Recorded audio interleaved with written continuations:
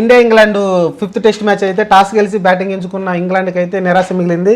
218 పరుగులకు అయితే ఆల్అౌట్ అయింది. దీనిలో మన కుల్దీప్ యాదవ్ అయితే 5 వికెట్లు ఆల్ తీసుకోవడం, అలానే మన అశ్విన్ కూడా 4 వికెట్లు తీసుకోవడం, మొత్తం 9 వికెట్లు, అలానే జడేజా 1 వికెట్ తీసుకోవడంతో అయితే ఓవరాల్గా అయితే 218కి అయితే ఆల్అౌట్ చేశారు ఇంగ్లాండ్ టీంని. అయితే ఎక్కడ కూడా కోలుకొనిలేదు. స్టార్టింగ్ మంచిగానే ఆడారు, ఎందుకంటే స్టార్టింగ్ 64 పరుగులు భాగస్వామ్యం వచ్చింది డకెట్ క్రాలీ మధ్యలో. ఆ తర్వాత కూడా మళ్ళీ మంచి పార్ట్నర్షిప్ వచ్చింది. 100 పరుగులకి 2 వికెట్లు కోల్పోయారు. ఆ తర్వాత 118 పరుగులతోనే 8 వికెట్లు కోల్పోవడంతో అయితే వాళ్ళు అయితే ఆల్అౌట్ అయిపోయారు. 218 పరుగులకి అయితే అది 58 ఓవర్లలో.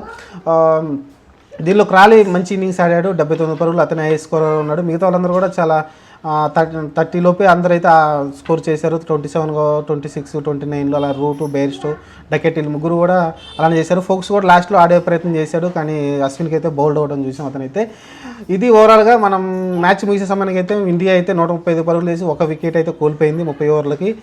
దీంట్లో జైస్వాల్ 57 పరుగులు, రోహిత్ శర్మ 52 పరుగులతో అయితే మంచిగా ఆడారు. కానీ జైస్వాల్ వికెట్ అయితే లాస్ట్లో కోల్పోయాం మనమైతే. వికెట్ కోల్పోకుండా ఉంటే బాగుండేది. కానీ శుభ్మన్ గిల్ అయితే మంచి స్టార్టింగ్ వచ్చింది, 26 పరుగులు చేశాడు 39 పరుగుల్లో. అతను కూడా 2 సిక్స్లు కొట్టడం చూసాం. మంచిగా అయితే 6 ఎబిలిటీ చూపించాడు శుభ్మన్ గిల్ అయితే. ఓవరాల్గా బాగుంది మ్యాచ్. ఫస్ట్ డే 1 వచ్చేసి అద్భుతంగా మనం స్టార్ట్ చేసాం. ఇండియాదే పై చేయిగా ఉంది డే 1 అయితే. మరి డే 2లో కొంచెం టార్గెట్ అయితే కొంచెం పెట్టాల్సి ఉంటుంది మనమైతే. కనీసం 400 పరుగులు పైన కొడితే మటుకు మనమైతే ఈ మ్యాచ్ అయితే ఈజీ అయిపోతుంది. ఎందుకంటే వాళ్ళు 218 చేశారు కాబట్టి లీడ్ అయితే మనకు 200 పైన ఉంటుంది. కాబట్టి ఓవరాల్గా అయితే మనం 400 కొట్టాల్సి ఉంటుంది. రేపు కనీసం 300 పైన స్కోర్ చేయగలిగితే డే మొత్తం ఆడితే ఇంకా అద్భుతంగా ఉంటుంది. మ్యాచ్ ఇండియా తరపున అయితే వచ్చేస్తుంది.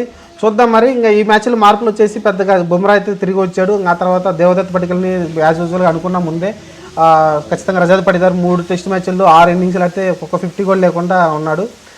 ఓవరాల్గా అయితే దేవదత్ పడికల్ని తీసుకోవడం చూసాం మనమైతే. ఇది చూద్దాం మరి. రెండో రోజు మ్యాచ్ ఎటువైపు వెళ్తుందో చూడాలి. ఇండియా డామినేషన్ చేసిందంటే ఇండియా చేతుల్లోకి మ్యాచ్ పూర్తిగా వచ్చేస్తుంది. చూద్దాం మరి రెండో రోజు ఏం జరగబోద్దు. సబ్స్క్రైబ్ చేయండి, లైక్ చేయండి, షేర్ చేయండి. Thank you.